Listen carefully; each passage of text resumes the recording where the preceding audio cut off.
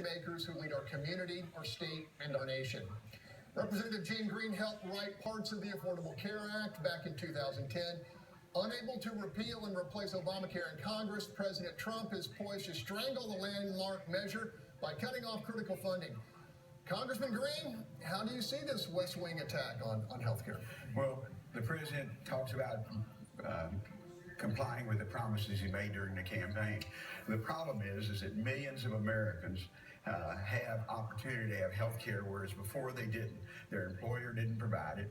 And in our country, we spend more money on health care dollar and with the worst results in other countries, other industrialized partners.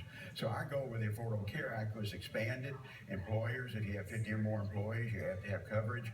And it was working, except we have these folks, and in our district, about 20,000 people are getting health care through the exchanges. Depending on your income, you get federal subsidies. And what's happening is the president's cutting out those subsidies, and they can't afford it. The insurance companies don't know if they're going to get the premiums paid, so that's why the market's in turmoil now, worse than it was a year ago. Several senators have gone out front and said that they're going to support a single-payer, universal health care future for the United States of America. Is that where we're headed, or can we find something better? Well, our country, after World War II, developed a free market for health care. You know, the countries we rebuilt after World War II, Western Europe, Japan, have some type of national health care program. We didn't do that. We used employer-based, and that worked for 30 years or so. But when employers said, well, I don't have to do that, so they started dropping it. That's where our number of uninsured just mushroomed.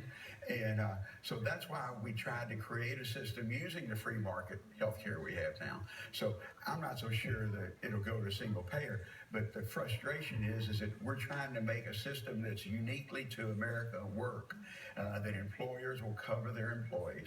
In fact, in our district, your job is very important. The next thing after you get your job, you want to know if your employer is going to cover your family for health care.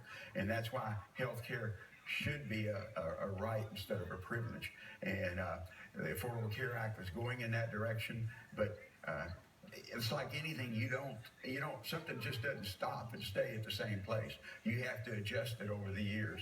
And because of the problems in Congress and President Obama's later terms, we couldn't get anything done. And even under a Democrat, Republican president and Republican Congress, they're not getting anything done.